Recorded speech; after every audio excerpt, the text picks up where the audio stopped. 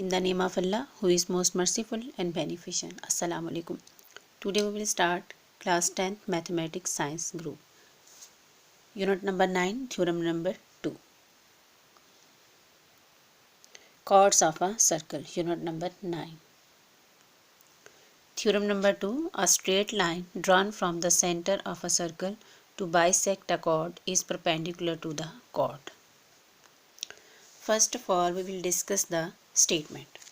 A straight line drawn from the center of a circle to bisect a chord is perpendicular to the chord. So first of all, you have to discuss that what will be given here.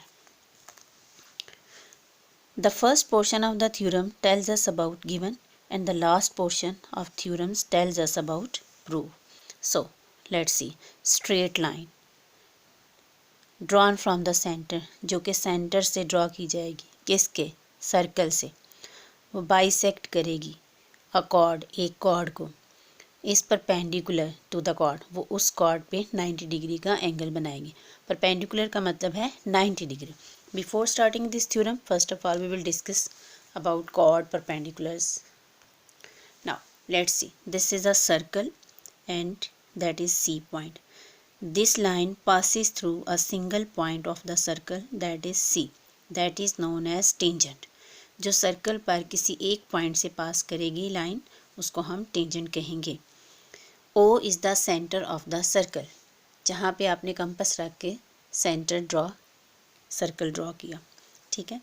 So you have to draw a line which passes through center point like CD. That is known as diameter. ठीक है. यहाँ पे देखें, ये भी circumference के 2 point में से पास करती है, ठीक है. और ये ए बी जो है, ये भी 2 पॉइंट्स से ही पास कर रही है, लेकिन ये सेंटर से पास करती है, ये सेंटर से पास नहीं करती. लिहाजा A B is known as chord and C D is known as diameter and that point is known as tangent. Next, chord का भी डिफाइन हो गया. Next we will discuss here bisector. A B is a line segment of 6 centimeter, for example. Now bi means 2 and sector means parts, so bisector means divide into 2 equal parts. जब आप ये bisector draw करेंगे तो ये mid point से पास करेगा, ठीक है. यानी अगर ये लाइन सेगमेंट 6 सेंटीमीटर की है तो 3 सेंटीमीटर पे ये लाइन पास करेगी मिड पॉइंट से. अब इस बाइसेक्टर ने ए बी लाइन को 2 इक्वल पार्ट्स में डिवाइड कर दिया, so that is known as bisector. For example, ये बॉल पॉइंट है, अगर मैं इसको हाफ करूँ, ठीक है, तो मैं यहाँ से ही करूँगी ना मिड पॉइंट से, ठीक है. इसको मैं तोड़ूँगी तो ये हमारे पास 2 इक्वल पार्ट्स में डिवाइड हो जाएगी. लेकिन अगर मैं यहाँ से इसको करूँ, यहाँ से ब्रेक करूँ, तो ये पार्ट जो है वो लार्ज होगा और ये स्मॉल होगा, ठीक है. फिर ये बाइसेक्टर नहीं होगा. बाइसेक्टर हमेशा मिड पॉइंट से पास करेगा. Now let's see the third diagram. That is the perpendicular. Now having 2 angles 1 and 2. हमें नहीं पता कि 1 एंगल कितने डिग्री का है, सेकंड कितने का है, लेकिन हमें ये पता है कि इन दोनों एंगल्स का जो सम है, यानी एडजेसेंट एंगल्स हैं, यानी नेबर एंगल्स हैं, इनका सम जो है वो 180 डिग्री के इक्वल होगा. इसको हम कहेंगे सप्लीमेंट्री एंगल्स और adjacent angles. Adjacent angles means neighbour, यानी neighbour angles are next to each other. Next that is the circle. Now you will draw a line from center point to the circumference like OA, like OB, like OC, OD, OE and OF and OG. All these are known as radius.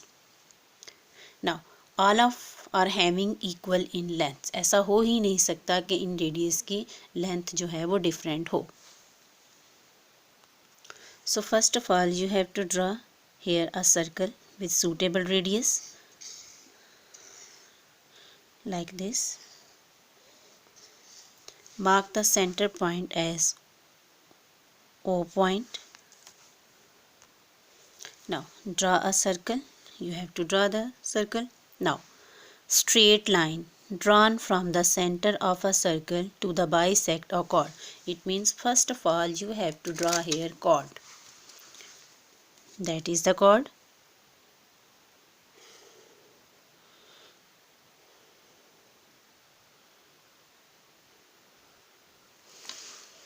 Named as A B.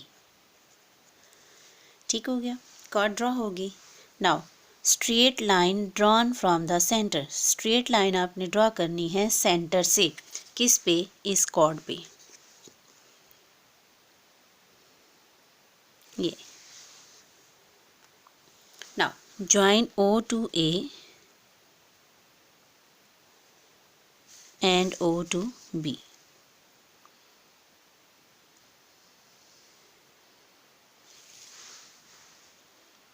Angle 1 and angle 2.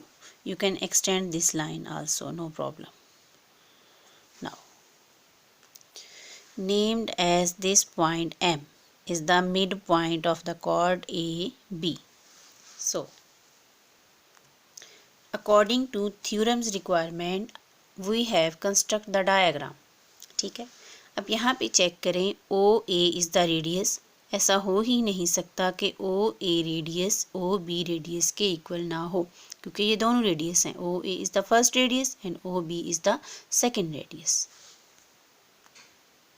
Now in given you can write M is the midpoint of any chord AB of a circle with center at O। अब given में ये सारी चीज़ें जिससे मैंने circle बनाया है, ये सारी की सारी चीज़ें आप गिवन में लिख सकते हैं। ठीक है, अपने पास से भी, क्योंकि ये सारी चीज़ें गिवन में हैं। Next to prove, what you have to prove है, is perpendicular to the chord, यानी ये जो कॉर्ड AB है इस पे परपेंडिकुलर होगा कौन, स्ट्रेट लाइन जो कि आपने सेंटर O पॉइंट से कॉर्ड AB पे ड्रॉ की है, OM straight line. OM perpendicular to the chord, what is the name of chord here, AB। ठीक है, construction, join A and B with center O, angle 1 angle 2 construct here। now proof statements in triangle, okay, let's see, OAM that is first triangle, now OMB that is the second triangle। so triangle OAM, triangle OBM, it means double arrow shows the comparison between these two triangles। now it means OAM triangle correspondence to triangle OBM। now these are two triangles, let's see, both triangles are looking same। now there will be 6 components of any triangle। now let's see, there are 6 components of triangle, 3 angles and 3 sides, total will be equals to 6 components। ठीक है, 3 sides and 3 angles। ठीक है, अब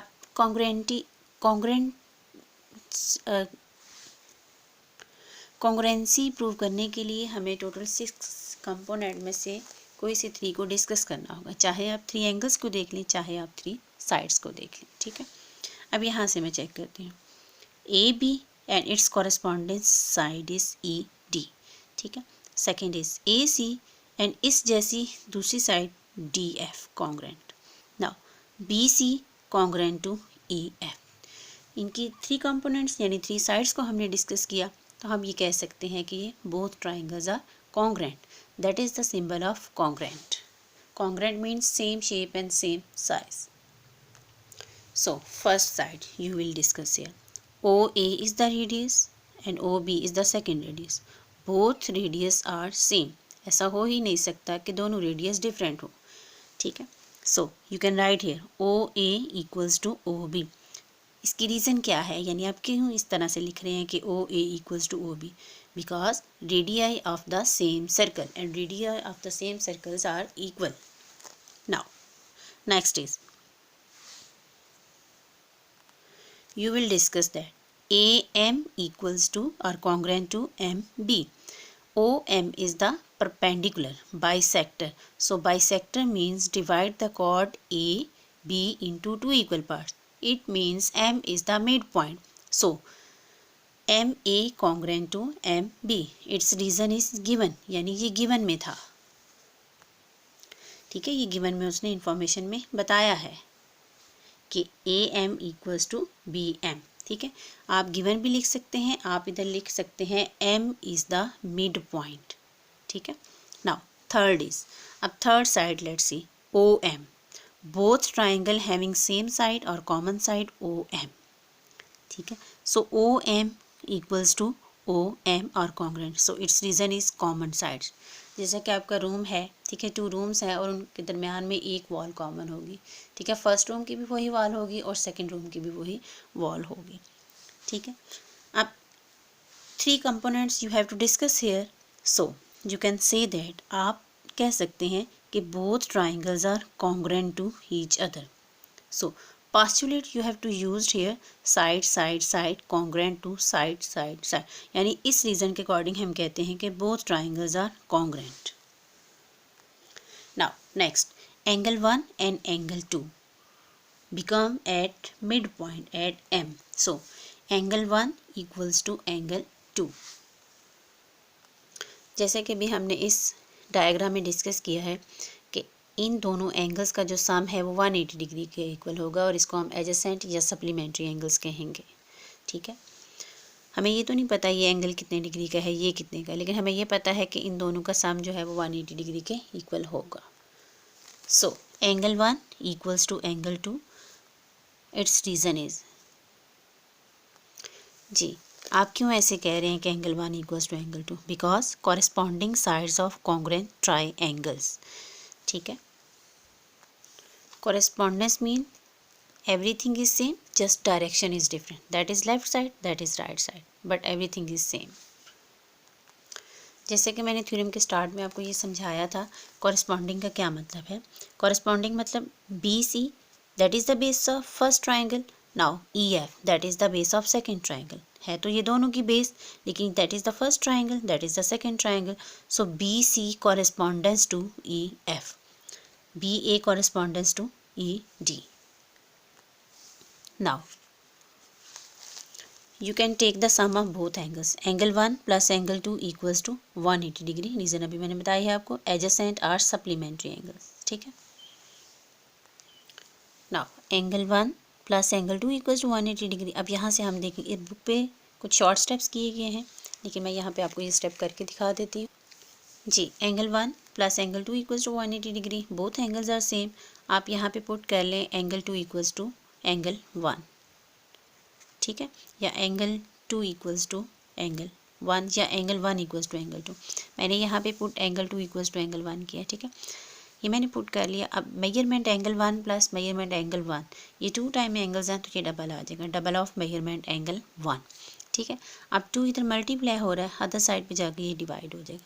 180 divided by 2, ये आपके पास आ जाएगा 90 degree. और यही हमने प्रूव करना था कि perpendicular to the chord AB. So you have to prove that OM perpendicular to AB.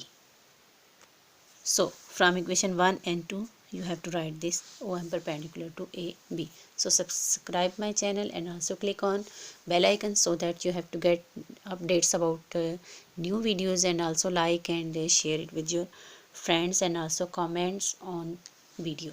Allah Hafiz.